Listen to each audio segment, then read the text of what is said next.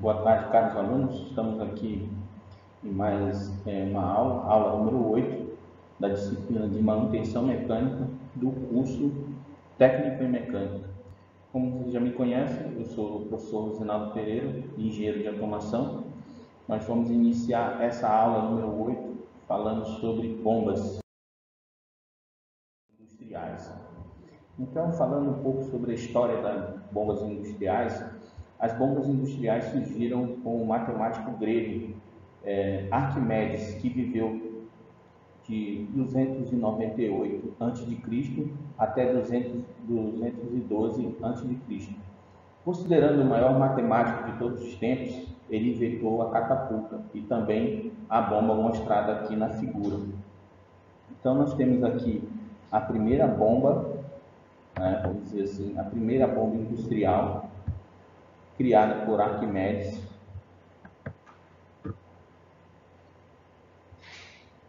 A bomba chamada bomba parafuso. Ao lado, quando estava no Egito, Arquimedes fez contribuições originais na geometria, no cálculo de área de figuras planas e no cálculo de área de volume de superfícies e curvas. Então, nós temos aqui a bomba criada por Arquimedes. E aqui nós temos ainda a figura. Ela é usada até nos dias atuais, levando água de uma elevação inferior para uma elevação superior. É a bomba parafuso de Arquimedes. Então, vamos falar aqui sobre a definição, classificação e características gerais das bombas industriais. Então, nós temos aqui uma definição. O que é uma bomba industrial? São máquinas operatrizes hidráulicas, ou seja, trabalha com fluidos hidráulicos, água, combustíveis, óleos e alguns sólidos industriais, que conferem energia ao líquido com a finalidade de transportá-lo de um ponto a outro. Então, se eu tenho um líquido, se eu tenho um fluido que eu quero fazer o transporte desse líquido, desse fluido, de um lado para o outro, eu tenho que utilizar uma bomba industrial.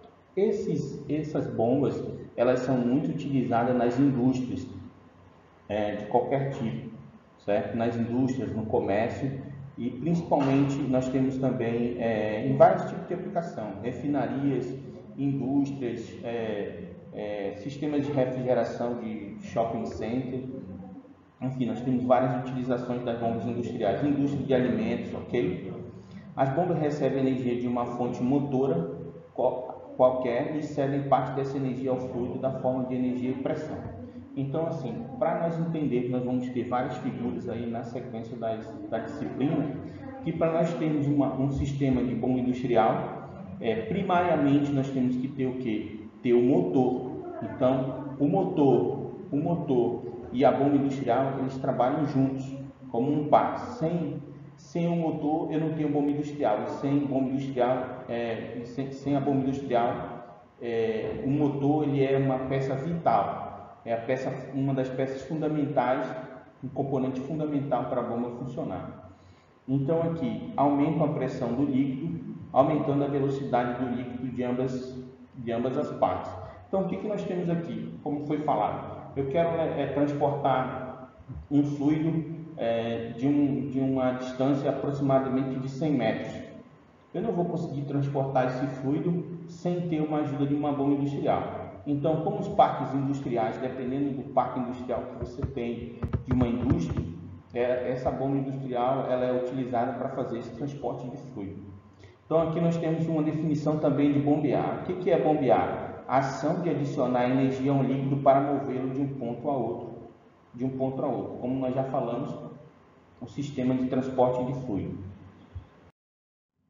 Então, aqui nós temos a classificação das bombas industriais, certo? Então, nós vamos nos concentrar principalmente na bomba centrífuga. Nós temos dois tipos, né? As bombas centrífugas, que elas são de sucção simples e de sucção dupla, rotor aberto, semi-fechado e fechado. Nós vamos ver as figuras nos próximos slides, certo? E as bombas de deslocamento positivo, que são as bombas alternativas e rotativas. Então, nas bombas alternativas, a gente tem o quê? O pistão, o êmbolo e o diafragma. Nas rotativas, nós temos engrenagem, lóbulos e parafuso e peristáltico. Como eu falei, nós vamos nos concentrar na bomba mais utilizada na indústria, que é a bomba centrífuga. Então aqui nós temos também uma leve definição, uma definição sobre turbobombas. É um princípio de definição das bombas centrífugas, ok? Então aqui nós temos o que? Esse tipo de bomba que está aqui na figura tem por princípio o funcionamento de transferência de energia mecânica para o fluido por meio de um rotor, também chamado de impelidor, que gira no interior de uma carcaça. Então aqui nós temos aqui nessa parte, como vocês estão vendo aqui, que eu vou marcar aqui, ó, você tem o eixo. Nós temos, na verdade, o eixo. Esse eixo ele percorre, olha aqui, toda a parte, o comprimento da bomba aqui que eu estou riscando aqui, ó. Então o eixo ele percorre toda a parte do componente da bomba. Esse eixo ele é acoplado ao motor. Professor, como que esse eixo ele é acoplado ao motor? Já existe exatamente um componente mecânico chamado de acoplamento. Então você pega um acoplamento, une esse acoplamento ao eixo do motor, o motor gira e consequentemente faz o eixo da bomba girar. Então, partindo desse princípio aqui, do princípio do eixo, vamos dizer assim, do eixo principal da bomba e todos os componentes que nós vamos verificar agora, ok? Então aqui nós temos o eixo, a alimentação. O que é essa alimentação?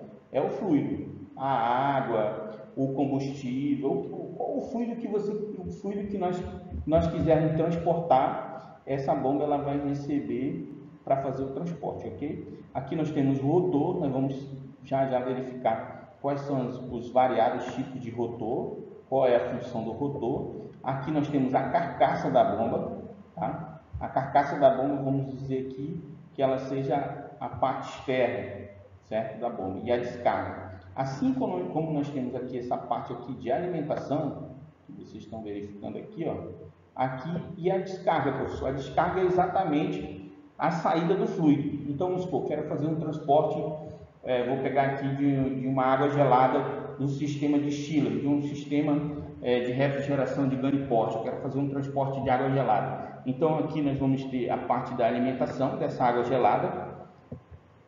Pelo rotor aqui, ela pega uma pressão, certo? Uma pressão de trabalho e faz essa descarga. Professor, essa descarga é a mesma pressão que ela entra dentro do dispositivo? Não, é uma pressão superior. Porque vocês concordam comigo que para eu fazer um transporte de um sistema, eu preciso ter uma bomba potente, ou seja, uma bomba que vai fornecer uma alta pressão, ok? Então, bombas centrífugas possuem elementos rotativos impelidores cujo formato confere que alta velocidade. Então, para eu ter velocidade no transporte do fluido, nós vamos já mostrar aqui vários tipos de impelidores, ou seja, vários tipos de difusores que vão fornecer o que? Ao fluido alta velocidade. Então, a principal função do impelidor, do rotor, é proporcionar uma alta velocidade do fluido, certo? Então, que transforma uma alta pressão na descarga e vazão dependente da pressão da descarga da bomba. Então, nós vamos ver aqui algumas características positivas e negativas das bombas centrífugas, ok?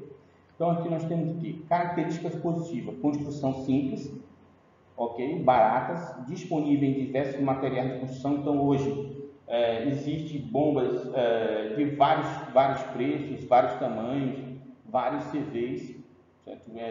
Sistema de irrigação, daqui a pouco nós vamos ver onde elas são aplicadas.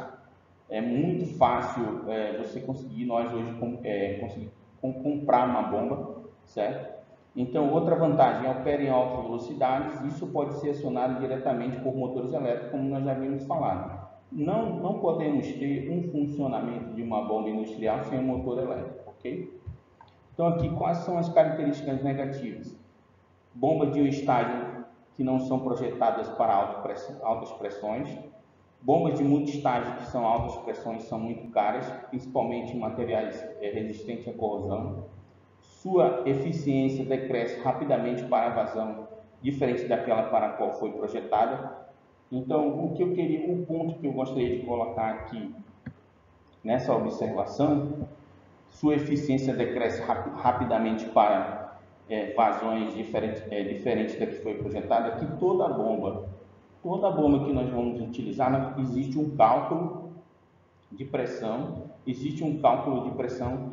qual é a pressão necessária para estar funcionando aquela bomba. Ou seja, se não for feito esse cálculo, eu não vou ter uma bomba eficiente. Professor, quem faz esse cálculo? O cálculo, para eu saber a pressão ideal, envolve várias coisas. O fluido, envolve a distância, envolve o sistema de transporte, enfim. Quem faz esse cálculo? Esse cálculo é feito pelos engenheiros, certo? Pelo engenheiro mecânico, que vai projetar a bomba ideal para aquela sua finalidade. Sua performance não é muito boa para altas viscosidades. Então, quando o líquido for mais viscoso, ou seja, de uma forma mais grosseira falando, quando o líquido ele é mais grosso, mais viscoso, a bomba não se torna muito eficiente, ok? Então aqui nós vamos analisar essa figura. Nós temos aqui descrição e análise dos componentes, certo? Então aqui nós vamos ter o eixo, certo? Onde eu estou marcando aqui, o eixo é a figura principal. Na mecânica, o eixo é muito importante em todos os componentes, certo? De máquinas e equipamentos. E nas bombas eles não poderiam deixar de ser tão importantes assim, certo? Então nós temos aqui o eixo. Na superfície do eixo são montados vários outros componentes. Da bomba, certo? Então vamos olhar aqui. Primeiro aqui nós temos o eixo, nós temos aqui os mancais. Ele está apontando aqui, ó, os mancais. Nessa primeira parte aqui, nessa parte primária, isso da bomba já, tá, pessoal? Ok? Os mancais. Professor, o que são os mancais? São os rolamentos que nós já estudamos, ok? Então aqui nós temos um rolamento, aqui nós temos outro rolamento, ok? Temos dois rolamentos aqui. Aqui nós temos os anéis de lubrificação. Professor, e esses anéis de lubrificação servem para quê? Para estar realizando a manutenção, para facilitar o giro do eixo da bomba, ok? Então aqui nós temos o anel de lubrificação. Aqui nós temos a bomba, o bocal de sucção, certo? Nessa parte do bocal de sucção é que entra o fluido, que entra a água, a água gelada, o fluido, o combustível, certo? Ou a água natural mesmo, em temperatura natural, entra por essa parte. Aqui nós temos o impulsor. Nós vamos já estudar quais são os vários tipos de impulsor. Aqui nós temos a voluta, aqui nós temos a carcaça da bomba, ok? E aqui nós temos o bocal de descarga. Depois que você faz a sucção, tem o rotor, o impulsor aqui, ele vai gerar uma pressão, aonde vai sair lá no bocal da descarga a pressão propriamente dita, ok? Então, aqui nós vamos ter também o selo mecânico, que nós vamos estudar também. E aqui nós temos a bomba centrífuga, ok? Então, aqui uma vista em corte, o impulsor aqui, certo?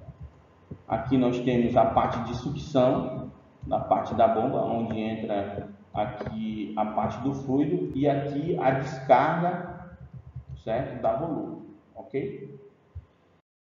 Então, aqui, continuando, uma outra figura das partes fundamentais: carcaça, o impulsor, o olho de sucção, e aqui são as palhetas ou pá, né, da parte, e aqui nós vemos que é a parte da descarga.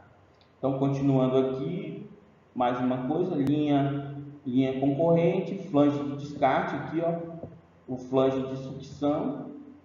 Essa parte do flange, pessoal, são furos, tá? Elas têm furos. Esses furos dos dois flanges, tanto do flange de sucção como do flange de descarte, eles têm parafuso, certo? E são acoplados aqui, professor. Nós sabemos que esse transporte desses fluidos são feitos através de quê? Através de tubulações industriais, certo? Tubulações industriais, fabricados dos vários tipos de metais. Pode ser um tubo de aço carbono, dependendo por exemplo, a linha alimentícia, a indústria de alimentos, elas utilizam muito a tubulação de inoxidável, né, por se tratar de indústria de alimentos. Ela utiliza muito para evitar a oxidação, certo? Evitando realmente a oxidação. E também tem tubos de aço com costura, sem costura. No caso das linhas do sistema de ar-condicionado de algumas indústrias, a água ela é tratada. No caso ali, se a tubulação for de aço carbono, a água precisa ser tratada. Aí você pergunta, por que, professor, a água precisa ser tratada? A água é necessária ser tratada porque a gente sabe que o componente da água existe partículas de ferro, né, que oxidam a tubulação, e dependendo se que essa água não for tratada, ela vai fazer o que? Ela vai, com o tempo, a corrosão vai atacar essa tubulação e, consequentemente, nós teremos o que? Vários furos no interior desse. Então aqui nós temos mais outras figuras, ó. A parte do fluido, em inglês aqui a entrada do fluido, ok? A entrada do fluido. Temos aqui a parte do rotor, certo? Parte do rotor, o eixo girando e o fluido aqui saindo depois de uma determinada pressão. Então aqui a mesma coisa, o fluido, o impelidor e o descarte, né? Vamos dizer assim, a descarga, vamos dizer assim, a descarga propriamente dita. Aqui a mesma coisa, certo? Bomba axial e radial, aqui as partes fazendo o transporte, e a saída do fluido aqui, ok? E a saída do fluido. Então aqui, ó, essa parte que eu gostaria aqui de enfatizar, muito importante aqui para nós. O impelidor rotor. O rotor pode ser um dos seguintes tipos: o rotor fechado, semi-aberto ou aberto.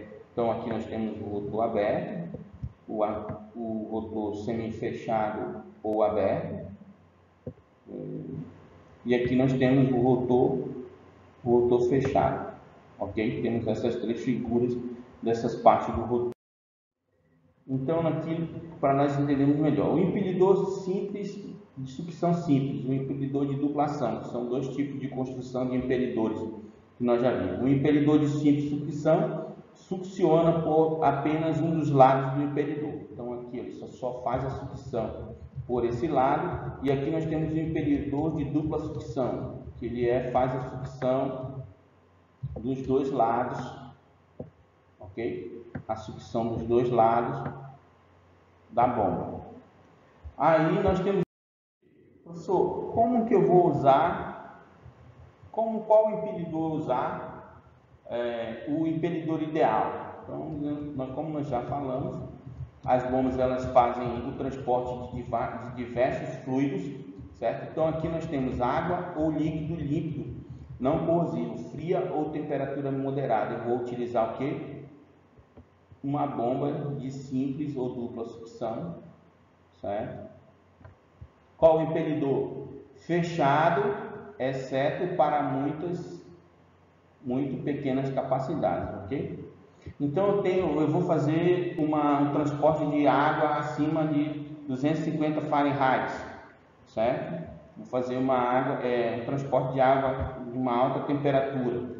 Então eu vou utilizar uma bomba de simples sucção, usualmente usada aqui na alimentação de caldeiras e altas pressões que requerem uma bomba de muito estágio.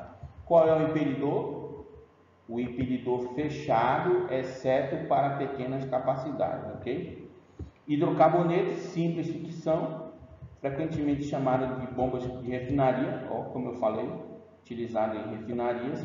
E aqui nós vamos ter o que? O impelidor fechado com uma maior entrada. E aqui nós temos também o ácido ou alcalinos, o tipo de líquido. Professor, onde é que eu utilizo existe, professor, transporte de ácido ou alcalinos? Existe sim. Onde que eu posso aplicar isso? Na indústria petroquímica, certo? Na indústria química, eu vou utilizar o transporte de ácido ou alcalinos na indústria petroquímica. Ou seja, geralmente as tubulações dessa indústria petroquímica elas são de aço inox, certo? Ela dificulta um pouco a corrosão da tubulação. Então eu vou ter aqui uma bomba de simples ou dupla sucção, fechada exceto para baixas capacidades, fortemente ácido alcalino, simplesmente ou dupla sucção. E aqui nós temos o que? Quentes e corrosivos e uma bomba de simples sucção. Então, água com sólido em suspensão, finos abrasivos, simples sucção e rotor aberto. Então, professor, como é que eu posso para gravar tudo isso? Aqui é uma tabelinha, você pode pegar e imprimir, né? De repente, a sua indústria onde você trabalha, pode trabalhar com água gelada, pode trabalhar com água quente. Onde é que eu vou utilizar água quente? Em um hotel, entendeu? Onde requer indústria também utiliza na preparação de alimentos, caldeira requer água quente, que algumas fábricas utilizam vapor, enfim, existe uma infinita utilização, de aplicação de bombas, ok? Tratamento de água, né? Você faz um sistema de tratamento de água, precisa ter bomba, certo? Então é necessário ter isso. Então nós vamos ter aqui a carcaça. A carcaça é o componente responsável pela contenção do fluido bombeado, bem como, sob certo aspecto, prover condições para a conservação de energia cinética do fluido e energia pressão, passo fundamental para o bombeamento. Então eu vou pegar aquela pressão, aquela energia, né, aquela bomba com uma pressão baixa, uma pressão moderada, e vou transformar essa energia, esse fluido, para ele fazer o transporte através de alta pressão. Ou seja, quanto mais eu tiver pressão no sistema, o sistema vai estar menos veloz. Então ele vai percorrer o sistema com mais pressão, com mais velocidade, ok? Então aqui nós temos aqui essa figura, certo? Nós estamos vendo aqui a rotação, certo? Do imperidor do rotor, e aqui essas partículas de água sendo transportadas para qual parte? Para a descarga, como nós já vimos aí nos slides anteriores.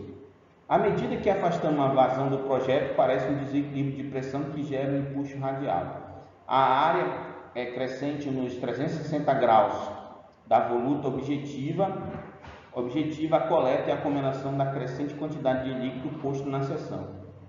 Por exemplo, precisamos acomodar o fluido coletado anteriormente e o fluido que estará saindo da periferia para o imperidor da seção. Ou seja, eu preciso estar fazendo a coleta através do sistema de sucção da coleta do fluido e estar realizando o transporte desse fluido para a descarga, sempre através lá de todo aquele sistema que nós já vimos. Tem o eixo, tem os mancais, certo? Daqui a pouco nós vamos ver o selo mecânico, todos aqueles componentes que fazem parte do sistema da bomba para fazer o transporte do fluido, ok?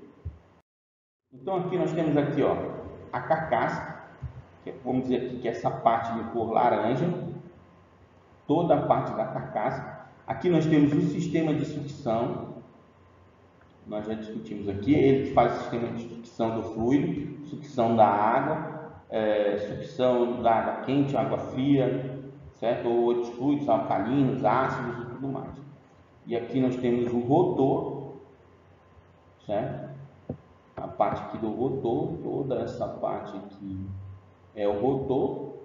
E no rotor nós temos o que? As pás, certo? As pás, essa parte aqui são chamadas de pás.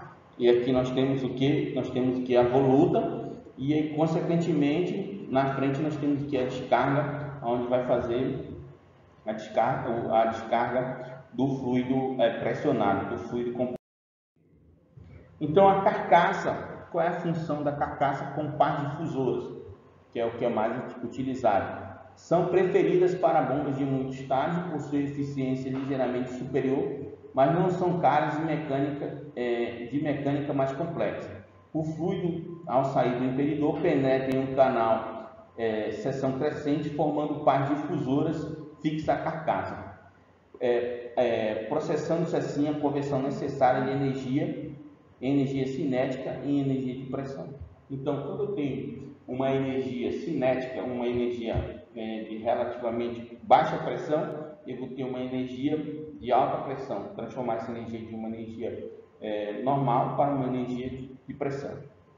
Devido à simetria de construção da carcaça com as pás, o empuxo radial é considerado desprezível. Então aqui nós temos aqui a luva e o eixo, certo? A função básica do eixo é transmitir o torque na partida durante a operação da bomba, assim como suportar o imperidor, entre outras partes rotativas. As luvas de eixo têm por função proteger o eixo de erosão, corrosão e desgaste. Então aqui nós temos a luva e o eixo, ou seja, a finalidade da luva e o eixo é fazer a proteção do eixo, para que o mesmo ele garanta mais confiabilidade no seu funcionamento, ok? Aqui nós temos o detalhe da luva de eixo, do material fabricado de material grafitado ou de bronze, para facilitar o giro, a conservação, o alinhamento e funcionamento do sistema. Então aqui nós temos aqui um outro componente, a caixa de gachetas. É uma das partes mais importantes da bomba centrífuga. Seu principal objetivo é proteger a bomba contra vazamentos nos pontos onde o eixo passa através da carcaça. Se sua pressão for menor que a atmosférica, as bombas operando com alta altura manométrica de sucção, sua função é impedir a entrada de ar, caso contrário, impedir a saída do líquido. Tem a forma de caixa cilíndrica que acomoda um certo número de anéis de gacheta em volta da luva do eixo, comprimidos para ajuste desejado da peça sobreposta. Este ajuste deve ser tal que haja mínimo de vazamento na ordem de 30 a 20 gotas por minuto, para possibilitar a lubrificação e auxiliar o arrefecimento da gacheta.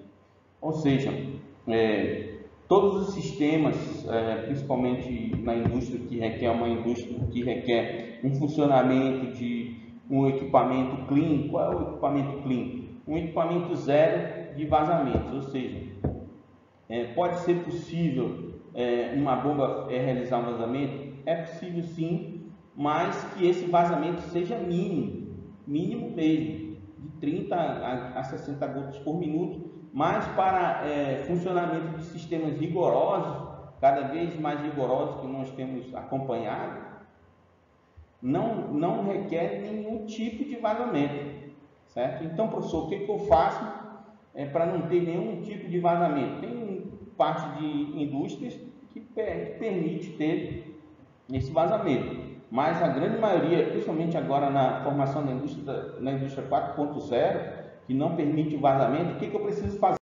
Eu vou e instalo esse componente, que é o selo mecânico. Nos casos cujas pressões envolvidas são muito elevadas,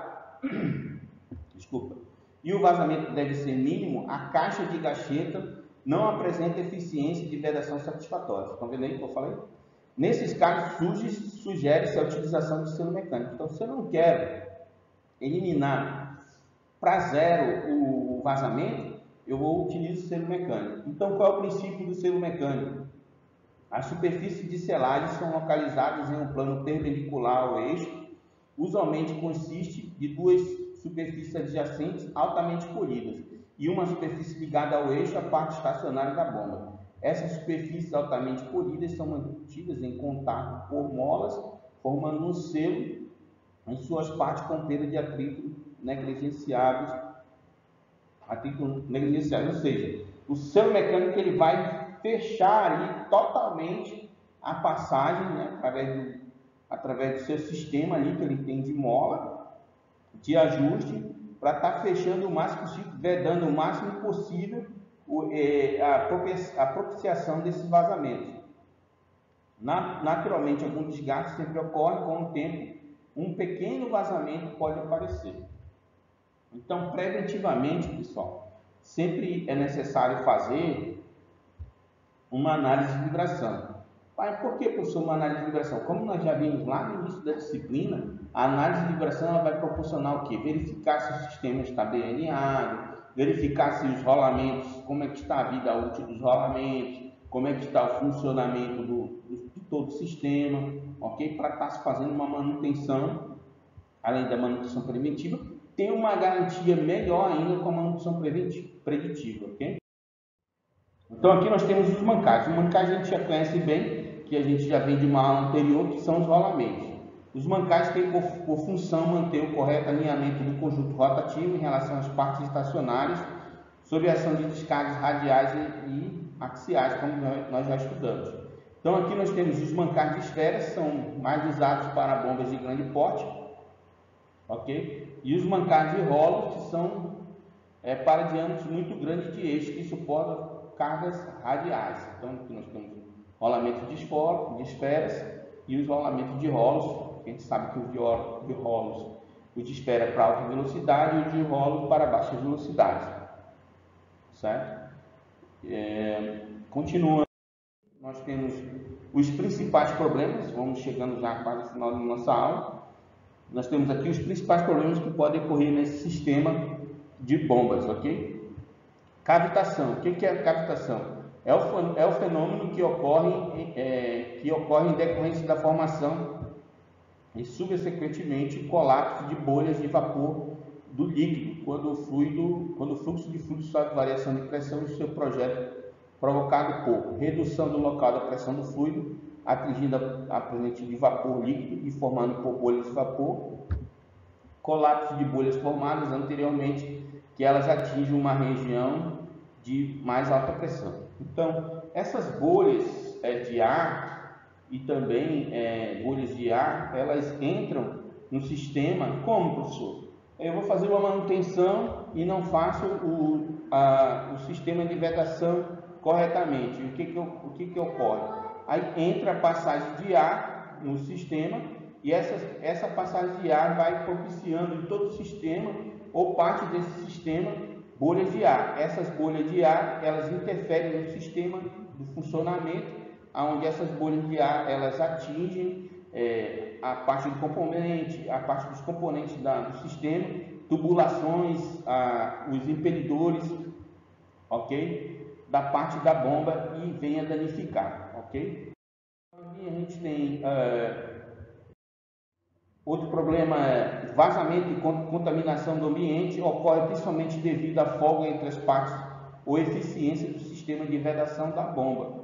Então nós temos também, podemos ter parte do sistema vazamentos, algumas conexões não estão fixadas corretamente, pode ter também vazamento por aí, como eu falei anteriormente também, corrosão no sistema de uma tubulação de aço, que não foi a água não foi tratada tecnicamente, a água industrial não foi tratada de forma correta, e aí ela vem ocasionar o quê? Ela vem ocasionar vazamentos na tubulação.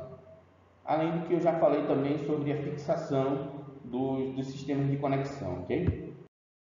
E aqui nós temos a corrosão das partes por ter diversos fundamentos, como o fluido bombeando corrosivo em relação ao material das partes da bomba, material de fabricação das partes da bomba não compatível entre si. Então isso também é estudado, principalmente, pessoal, corrosão das partes. É necessário fazer um sistema de tratamento, principalmente de água, que ela é extremamente nociva ao sistema de tubulação e também das partes dos componentes da bomba, como nós estamos falando aí. Vibração, problema que consome grande parte da energia do sistema, podendo levar ao colapso caso algumas frequências sejam atingidas, além do desgaste precoce das peças. Então, na fabricação, na vibração, que a gente tem que observar, principalmente na montagem, por isso que existe alinhadores a laser, alinhadores mecânicos, nós, como técnicos, nós temos que garantir o perfeito alinhamento do sistema para evitar o desalinhamento. Ele vai ocasionar vibração, quebra dos rolamentos, empinamento do eixo, enfim, nós temos que garantir o perfeito alinhamento, o acoplamento entre o motor e a bomba, e que todo o sistema ele funcione de uma forma funcional, de uma forma eficaz, certo? Para que não pare o sistema, para que não pare a produção nessas empresas que funcionam, nas indústrias que funcionam 24 horas, ok? E aqui nós temos, para fechar, nós temos aqui vamos dizer assim, o sistema de manutenção. Um breve sistema de manutenção, como a gente está falando aqui de manutenção preventiva, desde o início da disciplina, falando dos tipos de manutenção. Então nós fizemos aqui um esqueminha de manutenção de uma bomba, por exemplo. Como a gente está falando, pessoal, esse é o de uma bomba, mas todo e qualquer equipamento é necessário ter um checklist de verificação. Isso aqui eu posso pegar esse modelo de checklist de manutenção preventiva, colocar numa planilha, colocar do lado ali semanal, mensal, semestral, anual, e ir realizando essa manutenção preventiva periodicamente em qualquer equipamento da instalação da empresa, ok? Então aqui nós temos manutenção semanal. Aqui nós temos vibrações de ruído anormais, eu tenho que verificar na bomba, ok? Vazamento das gachetas, ponto de operação da bomba, pressão de sucção, nível do óleo, corrente assumida pelo motor e valor da tensão da rede. Então tudo isso aqui eu tenho que ir lá toda semana verificar como é que está a vibração, como é que está o ruído, né? Fazer aquela técnica que a gente viu lá do rolamento, pegar a chave, colocar no ouvido ali, não tocar, como a gente viu, né? Taco lá, aproximar a mão lá do motor, do sistema de rotação, verificar o nível do óleo. Então tudo isso deve ser verificado semanalmente na bomba. Professor, mensalmente, temperatura dos mancais e a lubrificação, tá certo? Todo mês eu preciso fazer a lubrificação da bomba. Semestralmente, o que eu tenho que fazer? Alinhamento do conjunto motor-bomba, verificar se o alinhamento ele é vital. Tudo isso é vital, mas o alinhamento, o funcionamento de todo o sistema, eu garantir que todo o sistema esteja funcionando de forma correta, eu vou garantir o perfeito funcionamento do sistema. Parafusos de fixação da bomba, não posso deixar nenhum parafuso faltar, principalmente no sistema de acoplamento, pessoal. Não posso permitir que o sistema de acoplamento ele funcione sem os parafusos, ok? Base acionador, substituir o engachetamento, se necessário, vou verificar as gachetas, lubrificação do acoplamento, dos rolamentos, né, quando aplicável. E anualmente o que eu devo fazer? Desmontar toda a bomba para manutenção, inspecionar o que? Os mancais, os rolamentos, retentores, o-rings, juntas, rotores, parte interna da carcaça, espessura das paredes, áreas de desgaste e acoplamento. Enfim, pessoal, essa desmontagem ela é fundamental. Não tem como, eu vou ter que ir todo ano desmontar a bomba toda e realizar a troca ali dos componentes que eu verificar que não estão perfeitos, que não estão funcionando de forma correta. E aí assim, como que a gente verifica algumas empresas na prática? A gente verifica uma empresa na prática, simplesmente a empresa ali, as pessoas de manutenção colocam a bomba para rodar e a bomba gira ali 1 ano, 2 anos, que eu duvido, né, que chegue até 3 anos, 2 anos e meio, e não quer que o sistema apresente problema, e eu não verifico, não faço a verificação do sistema, ok? Então é necessário que eu siga, não só para a bomba, mas para todos os equipamentos do parque industrial. Nós estamos fechando aqui a nossa disciplina agora, de todo equipamento do parque industrial, aplicar as técnicas que nós verificamos aqui, aplicar as técnicas de manutenção preventiva, aplicar as técnicas de manutenção preditiva, corretiva. A gente sabe que é um custo oneroso, mas sempre, pessoal, trabalhar com prevenção, trabalhar com manutenção preditiva, seguir as diretrizes, o que está escrito no manual, esse modelo de checklist. Esse é o modelo de bombas, mas existe para quadros elétricos, existe para esse tipo de bombas, existe para sistema de mancais, sistema de gerador, subestações, enfim, sempre vai ter um checklist lá para estar realizando a manutenção, ok, pessoal? Então aqui a gente fica com essa disciplina, manutenção mecânica. Um forte abraço para vocês, a gente vai fazer a revisão antes uma live de revisão antes de passar a prova. Enfim, um abraço a todos e até mais.